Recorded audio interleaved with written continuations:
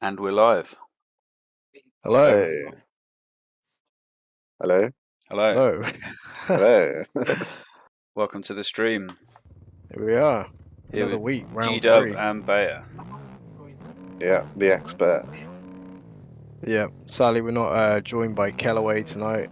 And I think Ben could be joining us a little bit later, but we'll see how it goes. Yeah. So yeah, round 3, San Diego. Weird Good race. track. Yeah, let's touch on the track. Obviously we're riding the round 3 San Diego track map created by TFC. But yeah, what's your guys' thoughts on the track, the changes they made, and how it sort of panned out during the races?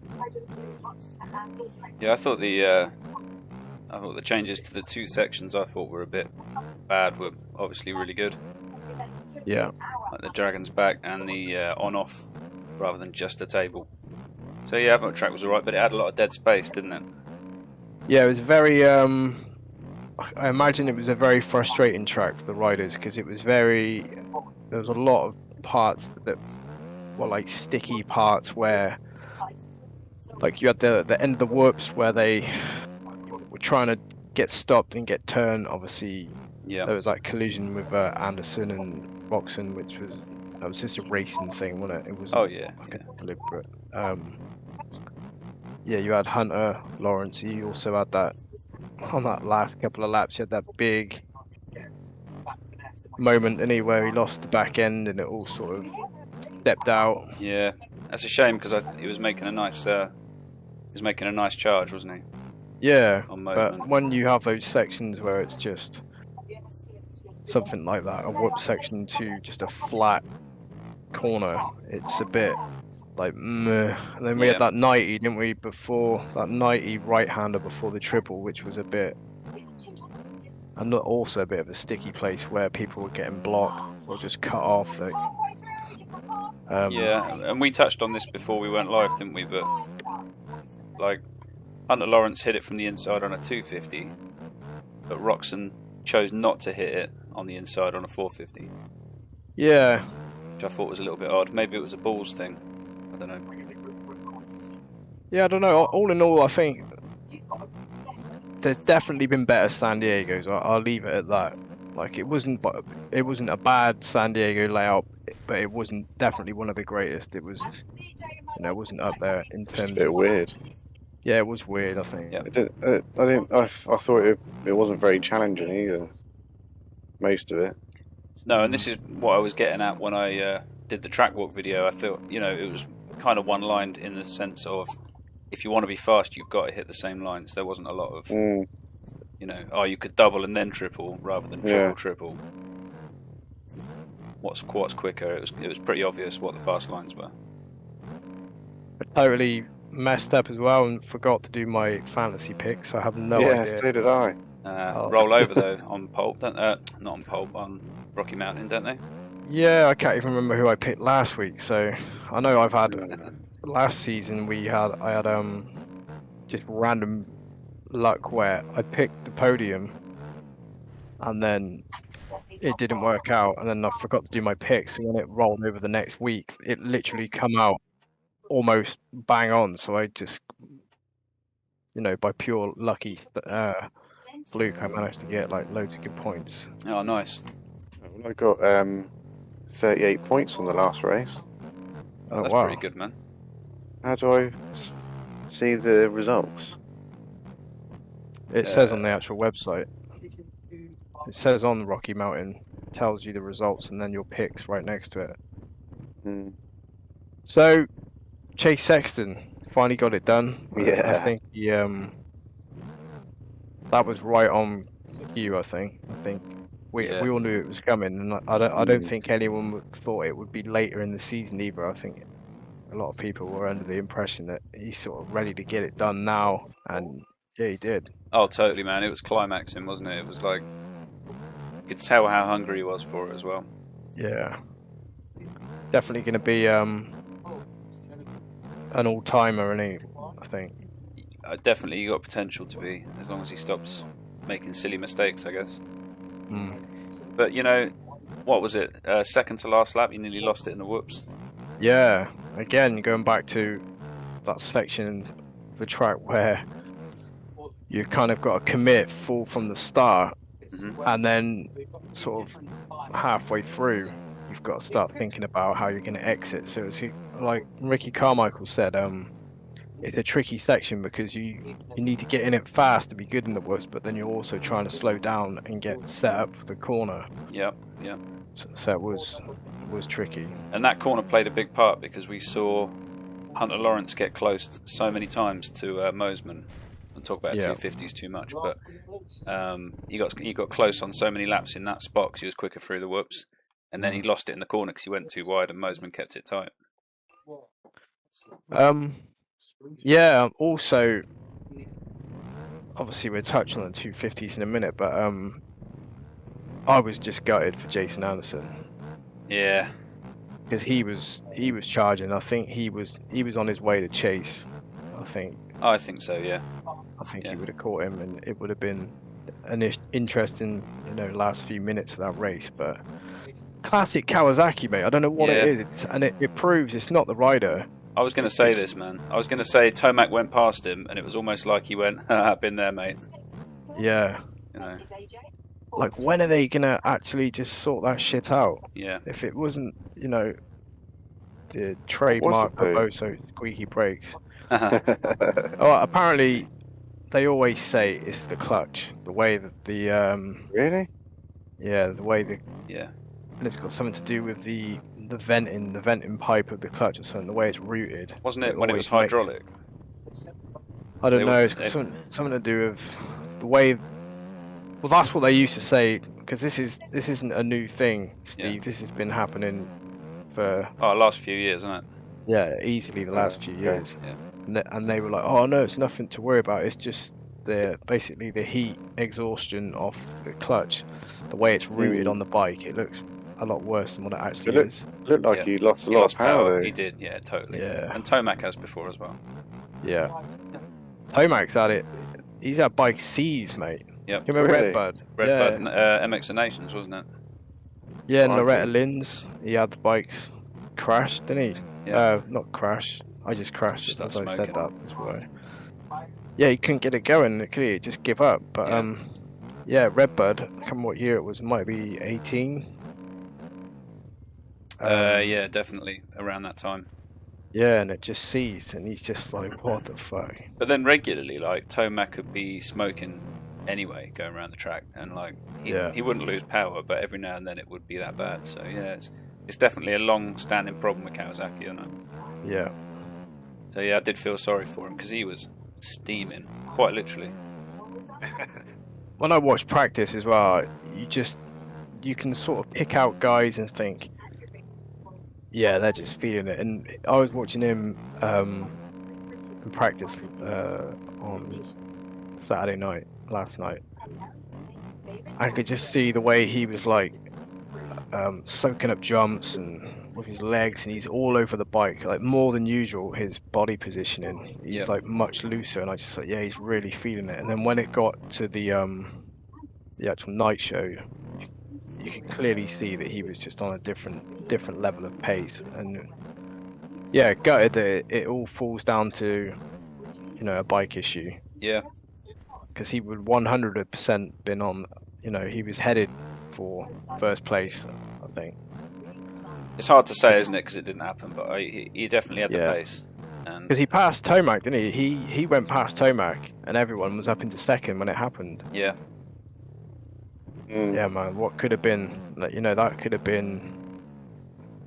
I hope he can come back from that and really get a charge going for this season and just turn, and maybe look at a championship, because sadly, everyone knows I'm a Roxon fan, but I think I just get this overwhelming impression that ship is kind of sailed now. Yeah, I think so. And a title. What? So let's move on to Roxon slightly, and we can do that with Anderson. Do you think that was a lack of heads-up riding by Roxon, or do you think something happened in the whoops to cause him to lose, like track awareness? and let himself run into the back of Anderson as he got past. What do you reckon? Yeah, I think Ricky, he sort of made mention of this, was I think it was just a case of he messed up and is then sort of scrambling to get back on the bike and stuff, and just not even realizing how close that Jason got up to him. And you know, like Ricky said, Jason was just using the main line because obviously Kenny was crashed, so it was just one of those things. Oh yeah, 100% race incident. Yeah, and I think, like you say, it was just on Kenny's part of track awareness and not just caught up in that moment of like, oh, I got to get back on the bike and go, and then bang,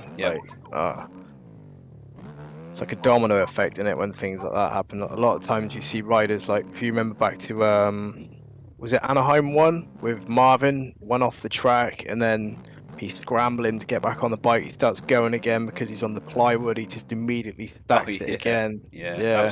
That was comical, but I did feel for him. Yeah, he like, speaking of Marvin,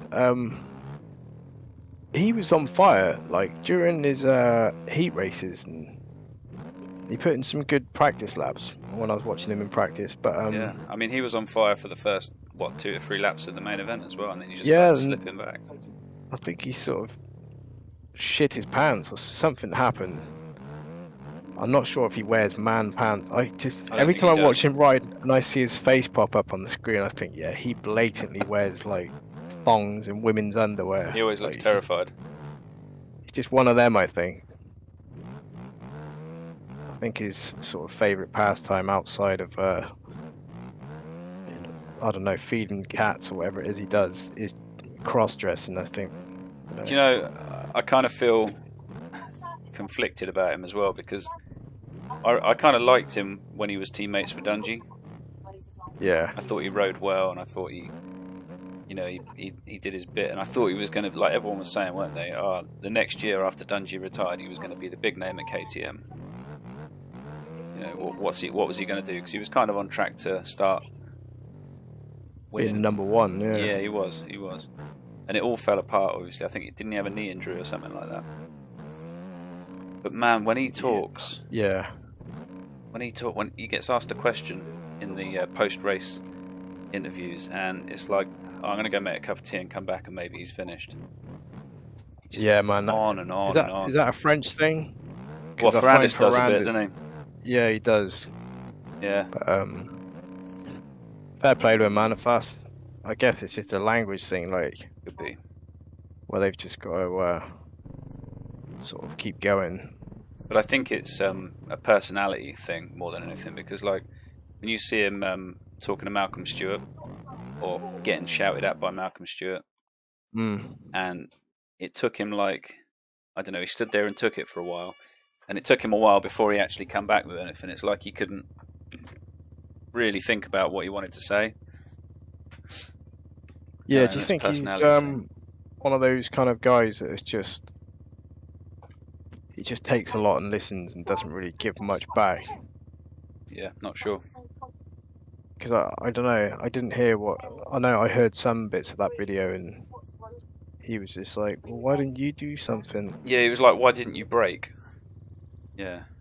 Malcolm's like going in balls deep, like, yeah, I don't know. But it is what it is. Yeah.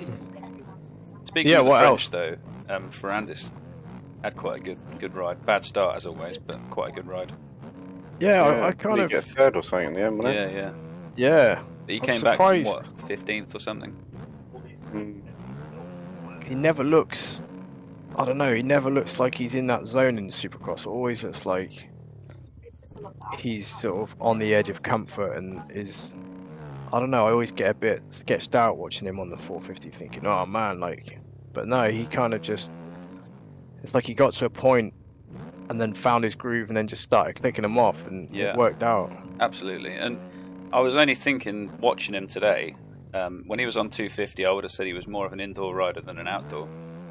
And when he moved to 450 in his rookie season, obviously I thought, wow, you know, if he's this good outdoor, what's he going to be like indoor? But obviously it's a different ball game on the 450, isn't it? So now I'd consider him more of an outdoor threat. What do you think? Yeah, no, definitely. Yeah, I mean, he's a MXGP champion, so that's what he's grown up, doing, man. So Yeah. um, And Roxon, yeah, like similar to Roxon, and he definitely shines outdoor, having that MXGP background. yeah, definitely. Yeah. I think he's also I think Roxon's just a special rider, I think, but I don't know, I just can't help but feel like, again, I mentioned it at the start, but it just seems like he's on a downward trajectory now. He's sort of on the decline a bit. But speaking of, riders and that kind of momentum shift, my momentum shift with Eli Tomac has just completely changed.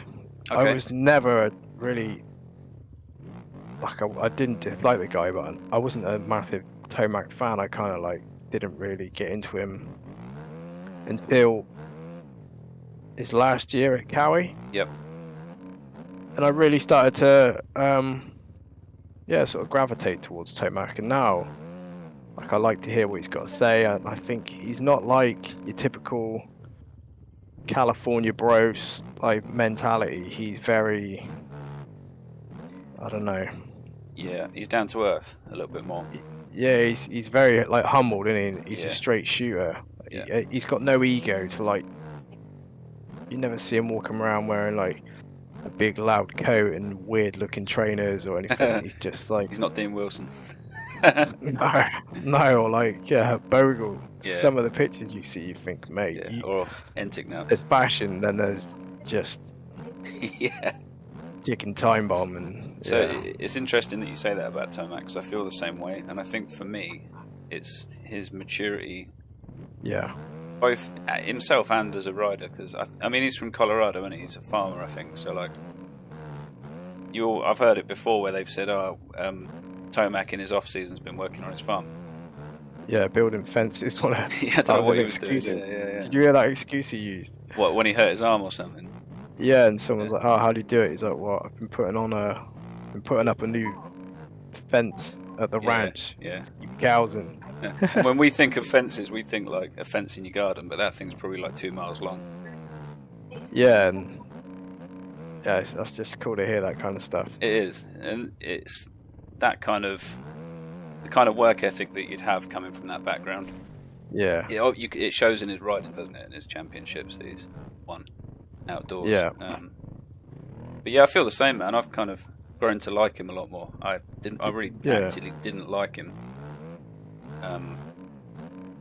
I'd say it was, I don't know, 4 or 5 years ago. Yeah. And is that down to is it a thing with those riders that just start to dominate? It's almost like you just start to not dislike them, but you're oh, this is getting boring now, because you want to see challenges, I think. Definitely. Although I never felt like that about Dungey. No, I didn't feel like that. It was impossible to dislike Dungey.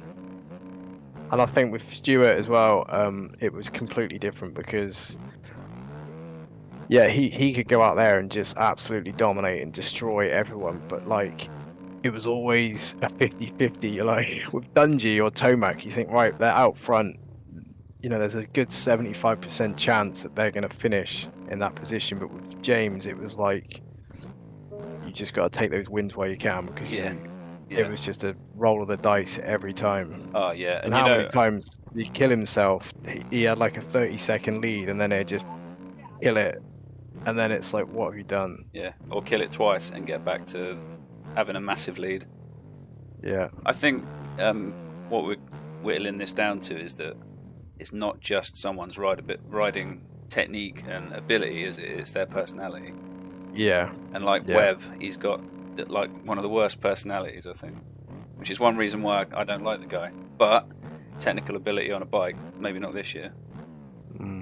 See, I think a lot of that as well is we touched on this last week, but it is, we only see the on-camera personality. Yes. Yeah. And it's not until I'm sure Cooper Webb, and I've heard this through through other interviews with other riders like Phil Nicoletti, that he's just a complete different ball game when there's no cameras or media around. I'd be interested to know what he's like, but obviously we'd never get that side of it. So it's a shame. Same with Villopoto. People said that about Villopoto. They were like, oh, you know, he had just the best personality, but he always kept it so corporate and like buttoned down when people were around that no one ever knew. And it wasn't until he retired and then started doing more stuff, you know, and getting pissed up on the Pulp show. Now you're like, wow, this is amazing. Yeah. But yeah, man, I think it's got a lot to do with it. I think personality, isn't it? A lot. Yeah, I think riders get too caught up. Some riders get too caught up in trying to just like sort of portray this image, but you end up gravitating towards the people that like Plessinger, just like, yeah, like he's not trying to be like the super cool athlete or anything. He's just like playing that role of like, well, this is me, this is who I am, you know, this is what people like, and he's stuck to it. Why did you hear him on the Pulp show this week? Yeah, I did. I did. That guy phones up and he's like, I've got a question for Plessinger. What's with the cowboy hat?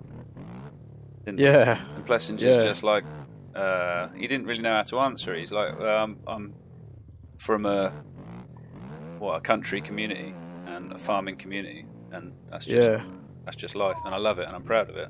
Fair enough, man. Fair play to him. Yeah, exactly. Yeah. So speaking of AP, where did he even finish? So didn't even. What did we get for AP? At least 10th, wasn't it? He was 6th. Really? Oh wow. Yeah. Jesus. And I couldn't really tell you what he did. No, it was definitely a bit of a change from last week, that's for sure. Yeah. But I don't actually remember him climbing the ranks, and I don't remember him getting in the mix or being overtaken or anything. What about what happened to AC? I saw you went off. He hurt his knee in practice in the whoops. So whether he had done something, but man, that guy is just.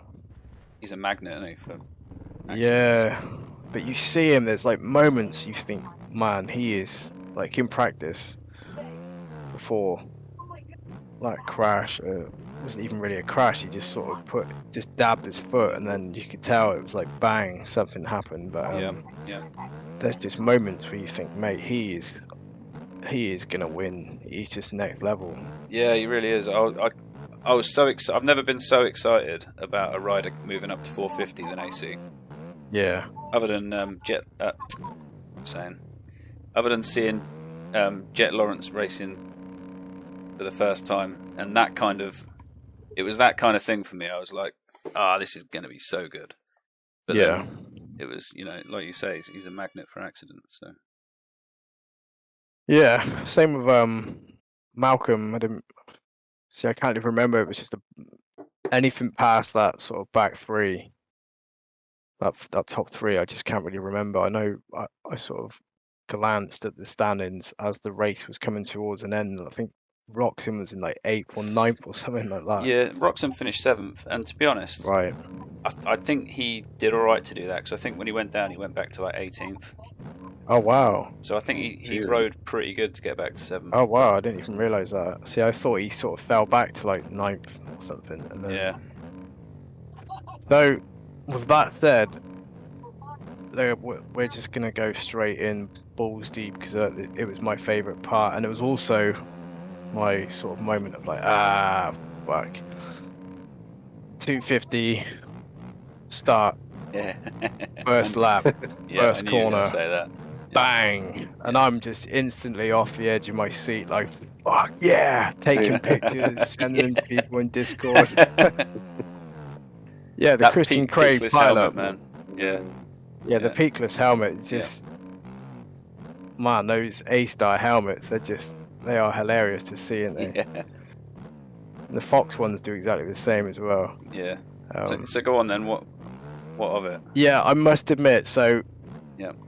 watching the heat races for the 250s, it was just like, oh, this is just. Honestly, I just check out because it's so cringy, and I get it. You know, Captain America, he's just doing his job. He's in the class. Yeah. But it's just so cringy. It's like, you know, it reminds me of,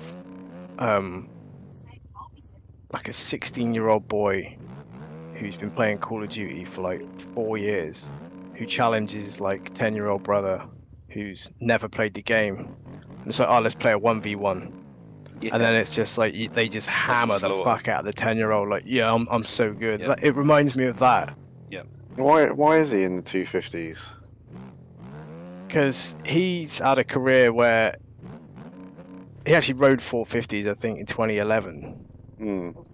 But he's had a career where he's just had so many injuries. Like, then he was in the 450s. Then he left and took a break. Then he came back like a few years later. Because he married that woman he's with. What's her name? Paige. Paige. Something. I want to say Paige Craig, but well, yeah, that's a married name. But I think it might have been My Shack. what was she, like a monster girl or something? I don't know, but no. So her dad, he was co-owners of Geico Honda.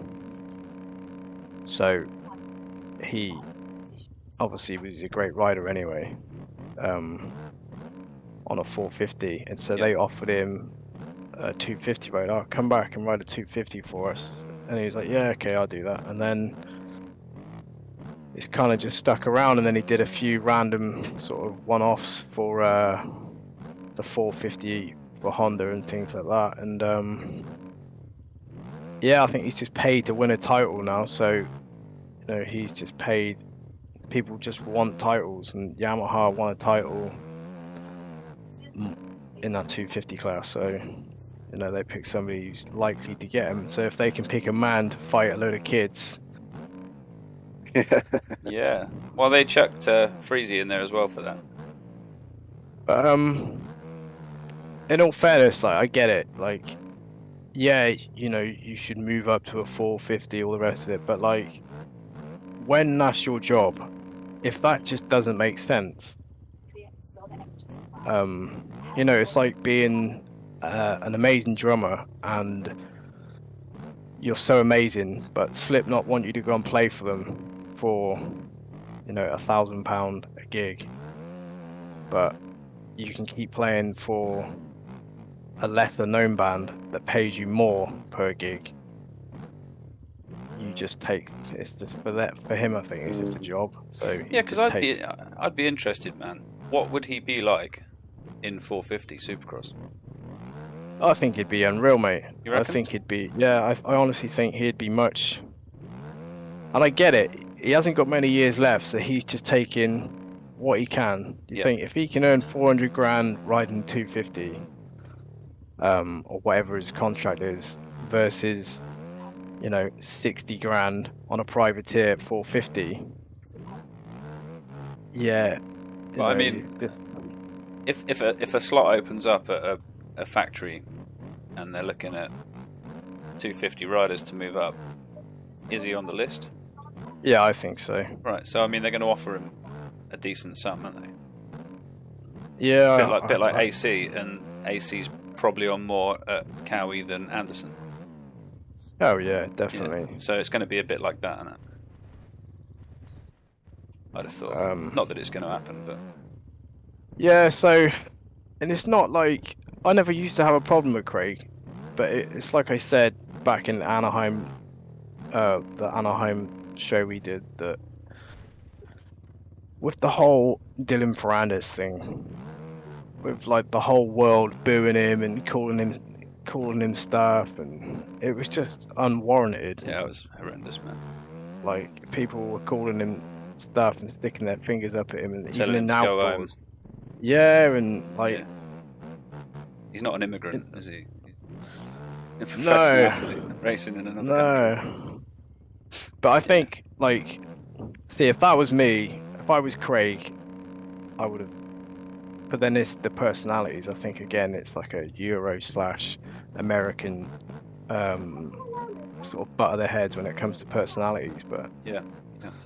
I would have just said, yeah, Ferrandis is a dick. It is what it is. Fucking, it's racing or whatever. Yeah. But when you play that whole, you know, I'm just a dad. I'm just out there trying to make a wage, to pay my kids or whatever it is. Oh, it's a I don't know. spin, It's isn't it? just It's a a spin. sappy, soft, fucking bedwetter, mate. That's how I look at Craig. And so anytime I see him fuck up or somebody takes him out, I'm like, fucking yes, that's gonna give somebody else a chance. Because it's like I said, it's like having an Olympic fucking sprinter go to a school sports day and race That's a a load good of analogy. kids. It's like, Yeah. it's like, well, of course you're gonna fucking do Yeah. good or win. That's So a good analogy. and it shows.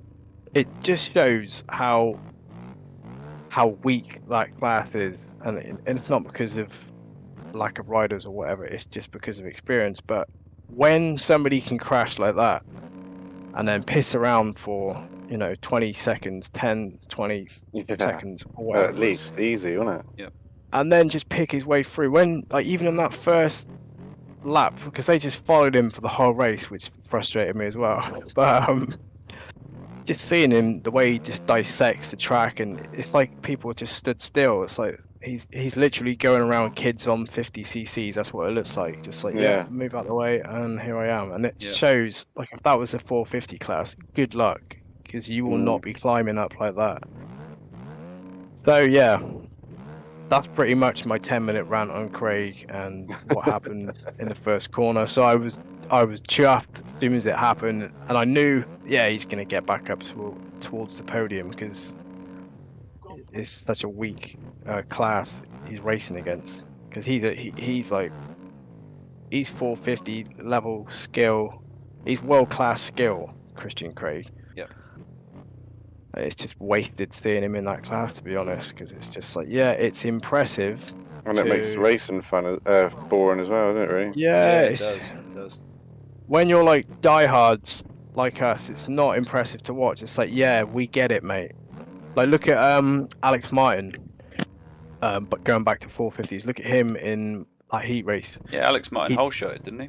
Yeah, and he led for a little bit, and I just thought, this is what it's all about. Yeah. Like, you're dicing it up with the best of the best, and that's how you can truly know how good somebody is. But with Craig, it was like, so it was good to see that happen, just to see Mosman get up there and Hunter get up there. And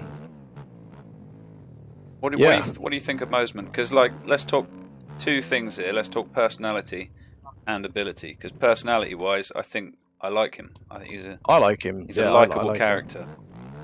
He's a breath of fresh air. He is, man. He gets the piss taken out of him by everybody else, and he loves it. Yeah. I don't think he's afraid to like say his mind or something either. Like, he just doesn't care. Even if what he says doesn't make a lot of sense. No, he does he's kind of like on his own level, isn't he, really? Yes. He's a free spirit. Yeah, man, I love that. I think it's great. Technical ability? Yeah, I think he's got it. I think he's got it. I think he's going to be another just another great rider that the sport will look at in years to come. We'll look back and think, Mosman was definitely one of the guys that we needed. Yep. One of those like fighter spirits, like Webb, someone like that. Yeah. Well, it came together today for him, and really well, didn't it? Yeah. And I don't think that was down to luck, No. He's put himself up the front quite a few times, but good rider. What was your thoughts on so Mosman lead, Lawrence second, and then you got Freesey in third, and Christian Craig's coming, and I just he didn't put up much of a fight, did he? Well, he ran him high, didn't he? Yeah, he put up more of a fight than most first people. time. He was doing dirty tactics. Yeah. I don't think he could have stopped him. So obviously he's just sent him a little message saying, don't fucking push it too much, mate. I guess there are riders on the track that won't make it so easy for you. Yeah. But it made me laugh as well when he stopped him in the corner and just sat there for a sec. Yeah, I was he kind of was- just waiting for him to punt him, but See, I think he was hoping that Craig was going to get on it and just ride into the back of him. yeah. I don't know, what are your thoughts on that relationship between those two riders? Is there any history there? Like, No, but from what I hear off podcasts is that apparently Christian and Vince had a little thing going saying, look, just stay out of my way, you know, let's both just get through this, let's not do anything stupid. And Vince is like, yeah, that's fine. okay. So yeah, but I just don't want to see it. I just want to see someone else up there. Yep. Even last year, I was so happy that Colt got that championship and it wasn't Craig. I know he came out on that like last round and crashed or whatever it was in the heat race or something, didn't he? And broke his he broke something. Didn't he go over the bars in the end of a rhythm or something to the tough blocks? I can't remember. Yeah, something like that. But it's just like, I don't know. There's certain things of motocross that cringes me out, and that whole season last year cringed me out because he had fucking stupid messages taped on the bars and like that stupid fucking light. Do you remember all these little gimmicky things? Oh, yeah, the light. Yeah. I've got to remember to breathe, and he had stupid like post-it note on his crossbar pad that said something like "Oh, you've got this" or something. That's something cringy, but I get it. People love it, but you knew what the vibe was as soon as Craig got past Vince. The crowd just erupted. Like, yeah, I just thought no. I was like the opposite. I was like, yeah, seeing Vince run him high in that berm and like make him stop. Yep. But yeah, man. You know, I don't want to say it, but I hope there's more misfortune on the fucking path on the horizon for Mr. Craig. I would never like wish any rider gets hurt. No, I don't want to see anyone get hurt or nothing like that. I just want to see some good old-fashioned technical difficulties of, you know, lock up front wheel. Yep. Or get the classic tough block cover caught up in the rear sprocket. Yeah. That sort of stuff. There are other riders that I want to see do really well in the 250s, and like for example Shimoda. Yeah. And where was Shimoda today? Like, what did he do? He was right down, wasn't he? He crashed as well, didn't he? Did he? Yeah. Oh, I must have missed that. What happened? I would have loved to have been a fly on the wall and just hear that conversation at that start, because you would have had Joe Shimoda. He probably would have been just going balls deep Japanese, like cussing, just saying all kinds of stuff, and then you had like Craig like probably going, "Oh my god, please get off my bike! Somebody help me!" Like just like a fucking kid pissing his pants. Or he would have been swearing. I would just love to have heard it. But yeah. Hang on, we never really talked about this, but my opinion of that start in 250s was Hunter Lawrence had an amazing start. He had a great line. He took a risk cutting across everybody, but it paid off. And I think Craig didn't brake hard enough, early enough. I don't think he anticipated it. And when he did, he took out obviously Shimoda and. Yeah. Anyone else? No, I agree. I full 110% put every last piece of blame on Craig for that incident. Yep. I think if he wasn't even in that race, it wouldn't have panned out like the way it did. But Lawrence did. Lawrence did it. He had a great move, right? Yeah, I think. And again, I think they're all at that point where they think, right, well, Craig is levels above us, experience-wise, and we need to do something. As in, so they're all kind of like panicked, like fuck, we need to, really get out there. And I think if he wasn't on the line, it would have panned out different, because I think they're all scrambling because they knew Craig gets a good start. Yep. As soon as he gets in the whoops, that's it. He's as good as gone. So I think, like I said, if he wasn't on the line, I think it would have been a different sort of mindset. It would have sort of relaxed a few more riders around him, and it is what it is. But so are we saying then that Craig should really watch his ass, because other riders know that the only way they're going to beat him is by running him high on corners? Yeah, and I think that is. I don't think. I think he is beatable, but like, you've got to be better than him. He's better than everyone in the whoops, even 450 Oh, riders. He's better 100%, than man. everyone. Yeah. So you've got to be like double better than him on other parts of the track. And unfortunately, I think it is going to come down to the track playing a part and just random weird situations that sort of puts Craig off the bike. I can't think of any other riders that would be better than him in other sections of the track. I mean, no, and it is going to come down to dirty tactics. I think you know, if Mosman is going to battle him for the championship, or Hunter's going to battle him for the championship, I think it is going to come down to dirty block passes and like that sort of not dirty riding, but just aggressive. Yeah, aggressive riding. Yeah. Aggressive riding, assertive riding. Yeah, because it isn't going to be straight up talent that's going to win it. It's going to have to be a bit of luck, and you know the stars are going to have to align. But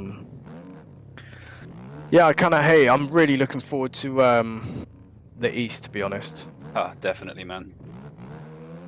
Who's in the East? Jet Lawrence, Jeremy Martin, Austin Faulkner. Oh, Faulkner's not going to do anything though, is he? Jordan Smith. Yeah, just anyone who's not in the 250 West at the moment. Except for the injured guys. But it'd just be nice not to see Craig, and it'd be nice to see if J-Mark can make it past the first round, because that last year was just horrendous. Oh, yeah, both Alex Martin and Jeremy Martin opening laps with like the first bang, both out. Ooh. Oh, Steve, you're getting a bit aggressive, man. Yeah. Yeah. Well, it's sad that Ben or Callaway couldn't join us for this discussion, you know, because I know they would have been on the Craig train as well, so. Maybe even more so. So, Steve, Bayer, what do you think of San Diego? What did you think? Yeah, well, I mean, we pretty much touched on it all. I think it was good racing, very eventful, but yeah, as I said, the track was pretty weird to me. Yeah, I'm not sure I liked it at all. Yeah. So, I don't want to say you're a complete novice to it, but you've. Yeah, I watched a few at the beginning of last year until COVID, I think. Yep. Maybe, yeah. Have you got probably 2020, wasn't it? Yeah, I've probably watched 7 races in total. Okay, so have you got any favourites? I think Sexton, definitely. Yep. Anderson as well, I like him. Okay. Yeah, man.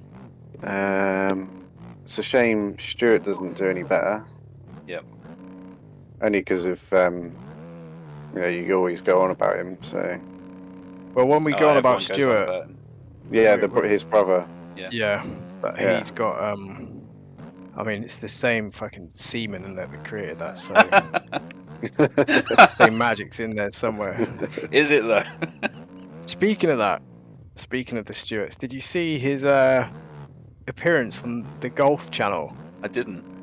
The Golf Channel? Yeah, they did an interview with him, and he was playing at a golf, like the LPGA.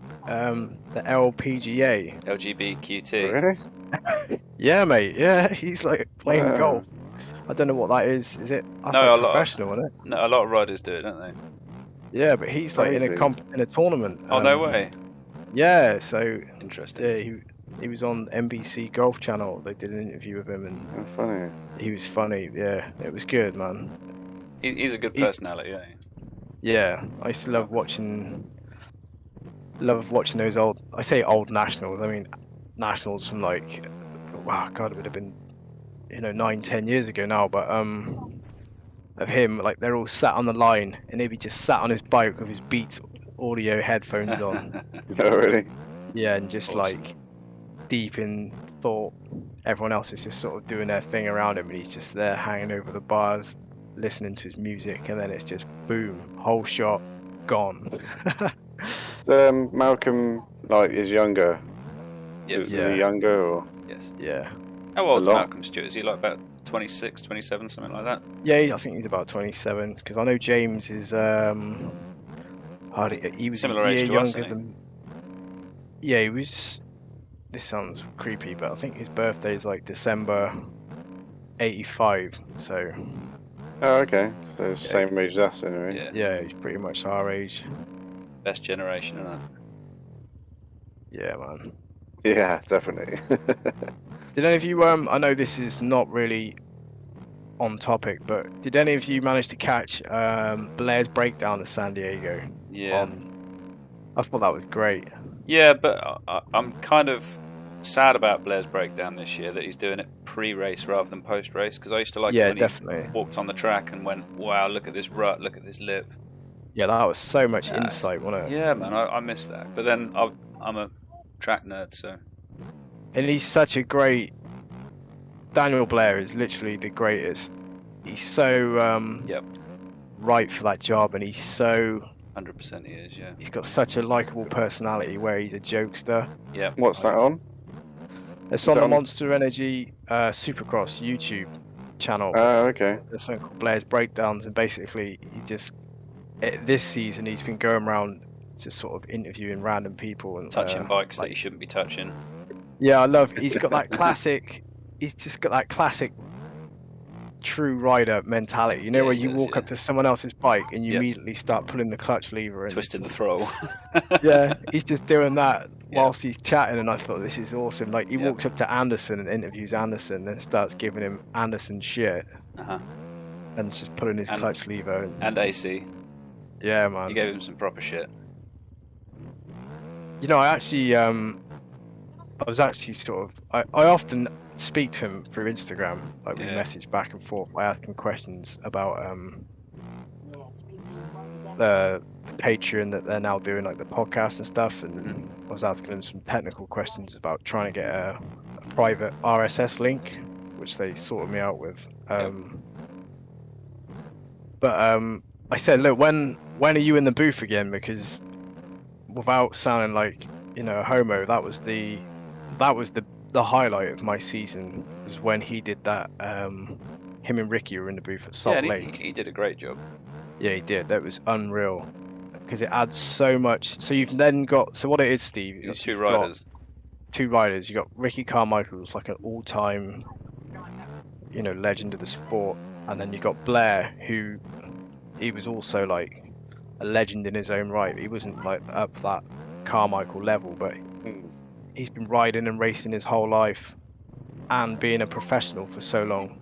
And like he pointed out in the Blair's breakdown, the one time he raced Anderson, he beat him.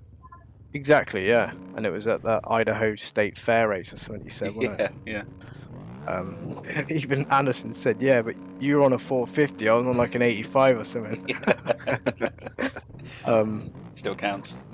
Yeah, so you had two riders in the booth doing the presentation, doing the whole thing, so it added so much more, because they both could get deep in that like riding conversation, which is what people love, is hearing the riding aspect, the technical aspect of like certain bits, and they just had a great dynamic. So I asked him through Instagram, you know, when are you in the booth again? And he just messaged back saying A2 with a winky emoji face. So nice. Yeah, when is A2? Next week. Oh wow, yeah. So apparently Blair and Carmichael in the booth for that. Yeah. That's gonna be just awesome. And A2 track map is done, and it rides interesting. Oh, okay. Yeah, so A2 is going to be a good round. By interesting, do you mean San Diego round 3 interesting, or like a good interesting? More like a good interesting. Yeah, there's definitely more choice of rhythm. There's a lot of rhythm lanes. There's like four or five rhythm lanes. Nice. There's a sand. There's 2 whoop sections, I think. No, 1 whoop section. Oh, I'd have to go and double check. I can't remember. But either way, it rides. There's a lot of choice. Put it that way. Nice. So it should make some of those interesting round. Sand sections, they used to be horrific. Do you remember there was quite a few complaints because they would always do the sand section to the wall, and people were like, "Why why are you slowing the race down by putting them in sand and then adding a stupid wall that ends up the amount of crashes that are sort of the amount of races that are lost in the sand is unreal. But that sand they had at Oakland, that didn't even play a part. There was nothing. No, and to be honest, unfortunately, that's exactly what A2 is like as well. Yeah. Except on Oakland, where you had the jump after it, so people were jumping across the start straight out of the sand. You haven't got anything here. You've just got a sandy corner. Right. Oh, okay. Yeah, which is a bit. Seems pointless. It's after a whoop section as well, so again, it's going to be one of them sketchy areas. Like we're talking about the whoops into a 180 flat corner from San Diego, and next week you've got a whoop section into a sand corner. So, interesting. Yeah. Well, I think that pretty much covers San Diego round 3, doesn't it? Anything else that we've missed? No, I don't think so. I think of anything. Just need to get this West 250 series out of the way. So I'm guessing when's that start? Was it round? It's like 9 rounds, isn't it? But they do like 7 rounds, then do another round. I think there's 17 in total. Yeah, but the 250 class, they do half of it, so I think it's like 9 rounds they do. Plus they do an East-West showdown in the middle. Yeah, okay. So and one they of those always rounds is both. Yeah, so like the West historically would run, say, 5 or 6 rounds, then they have a break while the East starts. Then they're sort of come back and do a race, and then have another break, and then come back and do the final. Yeah. It's weird how it works. But now, aren't they doing this year? Are they do the West, then a showdown, then the East, then another showdown, then the final? Yeah, I'm not sure. I'm not sure the schedules. I heard that the Triple Crowns are back though, so I'm guessing is that an A2? Is that going to happen next week? No, I think I remember them saying the first Triple Crown was Triple Crown was Glendale, I think. Oh wow, what's that, like round 6? That's after A2. Right, so that'd be 5. Yeah. Makes sense. So what are they going to do, like 2 or 3 Triple Crowns? I have no idea. I only remember hearing that they were saying that the first one was Glendale. I think, again, don't quote me on that, this is my memory. And I listen to podcasts while I'm at work, so I'm always off doing something else. God, how long has it been since we had a Monster Cup? 3 years? It's been a long time, hasn't it? Yeah, 2019, look. Crazy. And the Monster Cup's good fun, isn't it? Who won the last one? Was it... What's that then? It's an off-season Supercross race, but they have... so it's 3 main events. And basically, if you can sweep every main event, you win $1 million. They call it the Monster Million. Yeah, Tomac did it, didn't he? Tomac won the million? Yeah, that was a bit of a grey area though, wasn't it? Do you remember? Because Joey Savacci was actually that's right, winning the race, and then he pulled over to let Tomac go past. That's right. Because Tomac had the most wins. They were on the same team, weren't they? Yeah. So I want to say Muscan did well at one as well, didn't he? But I don't think he took the million. Yeah, I think there's been a few people that have won like multiple events. I think Barsha won once, didn't he? Yeah. I know Millsap came close. Villapoto as well.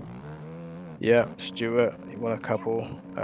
Steve, man, the awesome thing about the Monster Cup as well is the track's always really wacky. Yeah, and don't forget they add something called a Joker lane, like Rallycross. Oh, no way. Yeah, so they like have to... one lap they have to go through it, don't they? Oh, nice. Yeah, and Steve, they used to do it so it was so slow, like it was a disadvantage, but I think they mixed it up one year, made it like an advantage. Yes, yeah, like a straight rather than doing the rhythm next to it. Well, that's different. So yeah, but when in the first couple of years of it being around, there was so many riders that just missed the Joker lane. They just check out and win, and then somebody else. Yep. I remember that. Was it Dungy? He missed one. Yeah. And then Villapoto missed one, and then Dungey rode up to Villapoto after he won and was like, mate, you just missed the joke lane. And you see Villapoto was like, what the fuck? Like, his expression, like, well, why the fuck is that even there? Like, Wasn't we're not that the- supposed to be doing that. Wasn't that the one where he won, but he didn't get the million because he only won like 2 of the events or whatever it was? Yeah. Yeah, it's good though. I mean, It's- the tracks will mixes it up. sometimes go outside the stadium and sometimes up the stadium. Just good fun, isn't it? Yeah, it's Like just, Red Bull Is Straight. it because of COVID, I'm guessing? yeah.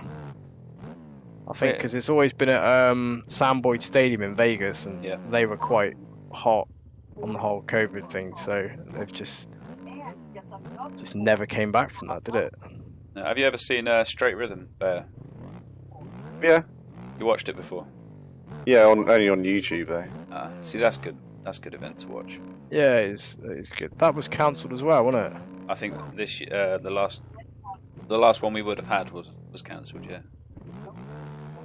Yeah, because we normally get quite a lot in the off season, don't we? Like, Yeah, it's where you keep track of how long it is until Supercross. and it's like a nice sort of mix. So usually outdoors would end sort of late August, early September, wasn't it? Yep. And then you'd be like, oh well, it's only a month away until Monster Cup, and then Yep.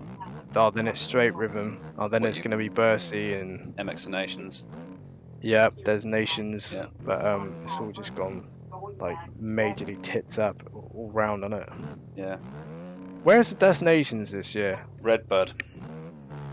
What, 2022 is in Yeah, Redwood? again. Oh wow, I that'd mean, be I'm good. being funny, right? But for a start, it was only in America. What, 2 years ago, 3 years ago, something like that.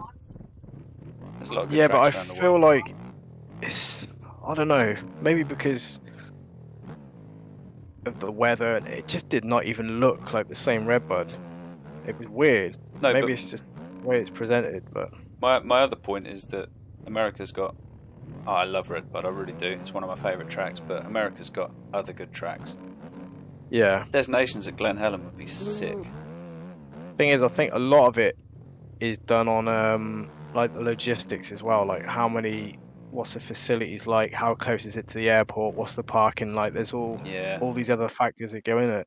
That's why they had it at WW Ranch one year, wasn't it? Because apparently no, the GP, because it's The MXGP race, yeah. But they've done that at Glen Helen before. yeah. They've had a round there, they had a round at WW. But I mean, like, you know, you've got so many good American tracks. And like, I feel like going back to Redbud's a bit of a weird thing to do. Yeah, You know. I would like to see it at Millville, but then again, I Yeah. don't know what the logistics are like around that track. You know, I've never even been to America, so I couldn't even tell you anything. And I think as the our good logistics are friend good would always everywhere. say, how can you have an opinion on a track that you've never been to? Do you remember Well, that guy? When you haven't walked the track, Oh, Yeah, how do you God. know? Yeah. Disappeared, isn't he? I miss him. Definitely. He certainly brought some interesting things, hasn't I wonder where he is now, what he's doing. Hmm. he? Oh, Yeah, fuck knows. So yeah, onward to round 4, Anaheim 2, back in Anaheim again. Yeah, and there's an Anaheim 3 this year, isn't there? Oh wow. There's 3 rounds there. do they really need to do like 2 or 3 rounds at the same place?